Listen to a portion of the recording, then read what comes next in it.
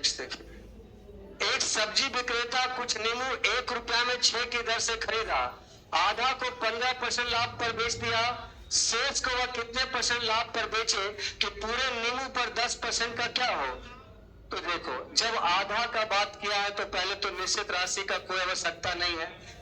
आप आधा बोला है तो हम 2 नींबू या 4 नींबू ऐसा करके मान लो, या जो आधा जल्दी हो सके। तो दो ही आसान है। 2 का आधा कितना? एक जो बेचा है आधा, वो 15% लाभ पर आधा बेचा, बाकी का आधा कितना लाभ पर बेचेगा कि पूरे नींबू पर क्या परसेंट का लाभ हो? चलो शुरू करते हैं। 10%। कितना ज्यादा लेके जा रहा तो इस बार घाटा लग जाएगा ना, बटा 1। आंसर कितना हो जाएगा? 5। ऑप्शन 1 हो जाएगा।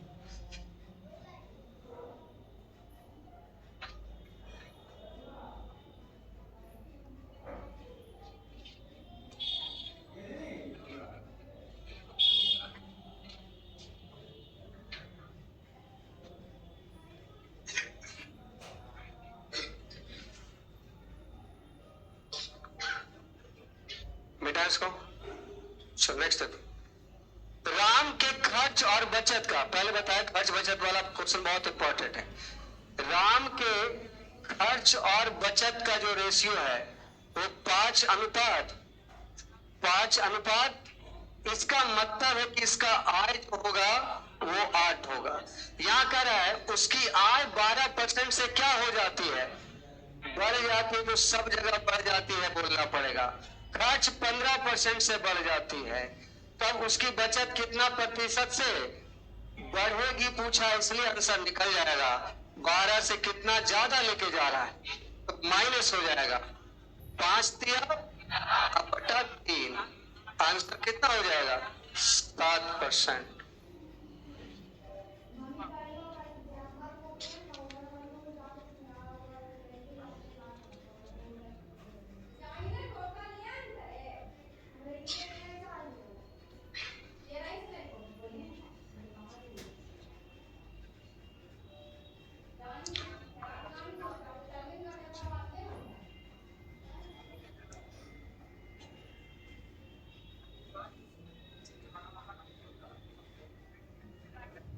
बेटाओं,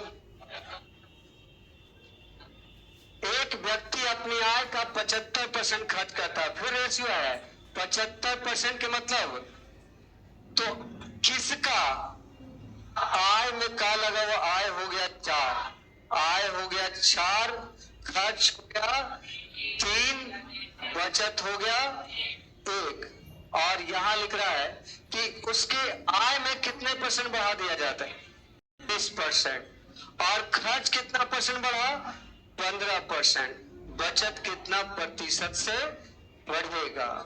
चलो 20% लेके चलते हैं। कितना ज्यादा है?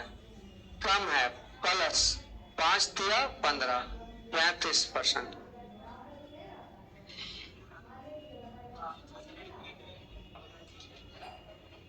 अब लास्ट क्वेश्चन है और अंतिम सवाल इसका कैलकुलेटिव है।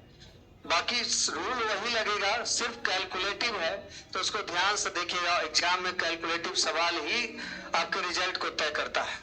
बेटा इसको चलो देखो, एक व्यक्ति 20,000 रुपया 4 भागों में उधार देता है। कितना उधार देता है? 20,000 ना, बहुत जीरो लिखने का मन नहीं है, के लिख देते हैं। 20,000 4 भागों में उधार देता है। वह पहला 4,000 रुपया, जो पहला 4,000 है वो कितना पर देता है? 6% पर।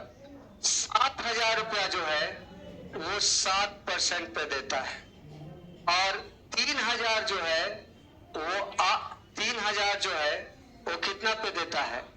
8% पर। शेष धन कितना बचा? 4, 7, 11, 3, 14, 6%।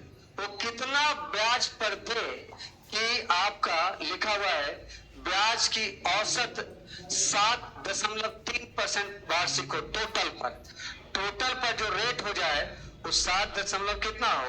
3-5%। देखिए सबसे पहले तो 1000 काट लेते हैं। अब आप कैलकुलेशन करेंगे 7.35 से ये कम लेके जा रहा है फाल प्लस करेंगे, कितना कम है 1 दशमलव गुना कितना 4, तो यहाँ हो जाएगा 5 चौका 20 और 13 चौका 52 और 2 54 दशमलव 2 अंक के बाद।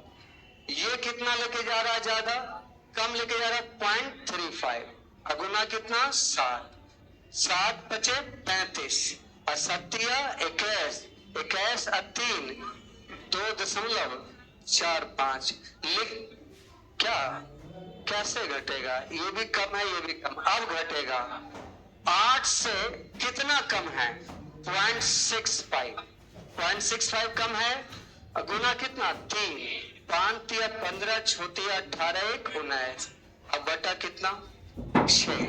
तो यहाँ देखिए 7.35 को अब प्लस, यहाँ बताइए 5.40 और 2.45 5.50 7.85 माइनस क्या करना है 1.95, यहाँ घटा लेंगे 18 में से 9 जाएगा 9 और 6 में से 1 जाएगा 5, 5.90 अब बटा कितना है 6।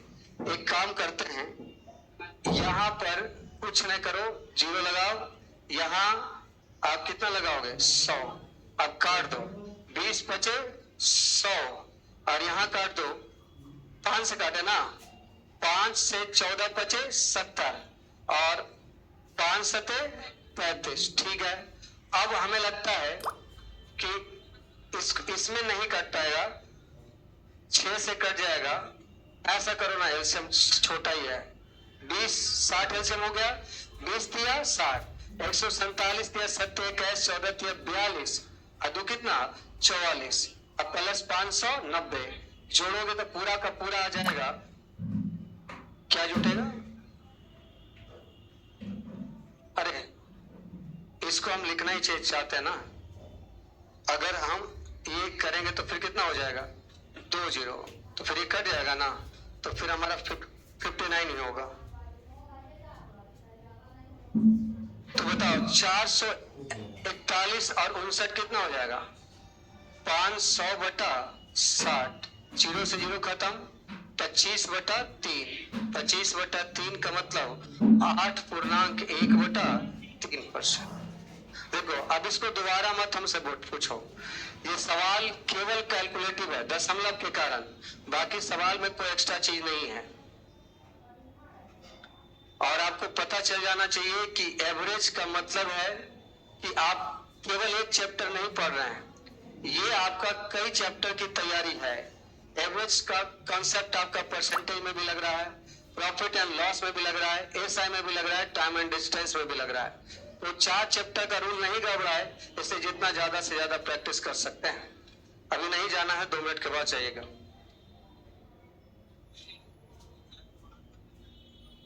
पहले क्लास का प्रोग्राम तो समझ लीजिए, वरना कल मालूम चला कि आधा का छूट रहा है आधा का पकड़ा रहा है।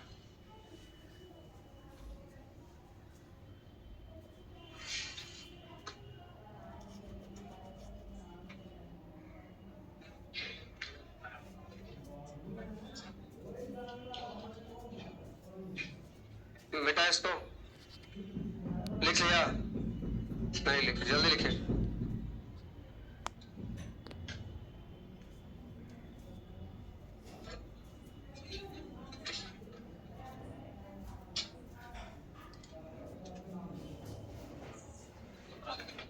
मिटा इसको। सबसे पहले तो आपको सीट हम टेलीग्राम पे दे दिए हैं, बुक मिला है नहीं मिला है कोई मैटर नहीं रखता है, आप टेलीग्राम से यूज करके फिलहाल आजकल के लिए तो होमवर्क कर सकते हैं, किताब बाद में भी ले सकते हैं आप। मिटाएं इसको। देखो जब तक आप होमवर्क नहीं करेंगे इसका तो आगे 4 चैप्टर में दिक्कत होगा, तो मुझे बिल्कुल नहीं बोलिएगा, और अगर कर लेते हैं तो फिर दिक्कत होगा ही नहीं।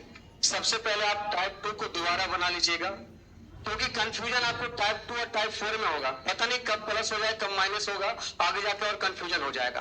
तो इसे टाइप 2 को शुरू से लेकर अंत तक एक बार बना लेना है, और टाइप 3 तो इसी के जैसा है, टाइप 2 और टाइप 3 में कोई अंतर नहीं है, और टाइप 4 भी पूरा बना लेंगे। अब ये आपका एवरेज से लेकर जो चैप्टर है आपका एवरेज से लेकर आगे जो भी चैप्टर है वो आपका क्लास लगेगा कल से कितना बजे, 8:10 से लेकर 9 बजे तक। इतना देर में आपको छोड़ दिया जाएगा, 9 बजे, 9:05 तक जा सकता है, उससे ज्यादा नहीं जाएगा। और ये जो आपका 10 बजे वाला बैच था, उसको जब तक आपका वॉल्यूम 2 नहीं खत्म कर लेते हैं तब तक उसको रखते हैं। जैसे आपका क्या चल रहा है अभी, टाइम एंड वर्क, जिस रफ्तार से आपका बैच चल रहा है बहुत कम समय में आपका ये सब खत्म हो जाएगा। पाइप एंड सिस्टर्न, और उसके बाद क्या बच गया था, पार्टनरशिप। और एक चैप्टर आपके बैच में बहुत ज्यादा इंपॉर्टेंट है और वो पढ़ाए नहीं हम हैं, और मुझे याद नहीं रहा, आप लोग बताए भी नहीं, एलसीएम एचसीएफ। ऐसा कोई एग्जाम ही नहीं है जिसमें एक सवाल इसका नहीं आता है, और इसके अलावा इसका कॉन्सेप्ट हर जगह यूज होता है, इसलिए इसको पढ़ना जरूरी है। लगभग आपका 7 क्लास से 8 क्लास इसमें और लगेगा, इसमें भी 7 क्लास के लगभग लगेगा, इसमें 3 क्लास लगेगा, और इसमें भी 3 क्लास लगेगा। जिस दिन संडे को हम लोग पढ़ेंगे तो आप जानते हैं कि संडे में 5 क्लास बराबर एक क्लास हो जाता है। तो संडे का क्लास आपको ज्यादा नहीं लेंगे जब तक ये किताब नहीं खत्म होता है तब तक। उसके बाद संडे का क्लास आपका क्लोज कर देंगे और सिर्फ मंडे टू फ्राइडे सैटरडे चलेगा। तो अभी आपको लगभग 16-17 दिन है, 20 दिन के लगभग। तो 20 दिन नहीं मानो, उसको 15 दिन ही मानो, क्योंकि संडे तो दूर गो आएगा ही बीच में, तो 2 संडे में 10 दिन ऐसे खत्म हो जाएगा। तो आप 15 दिन मान के चलो, तुमको 2-2 क्लास करना पड़ेगा। तो थोड़ा दूसरे सब्जेक्ट पे कम ध्यान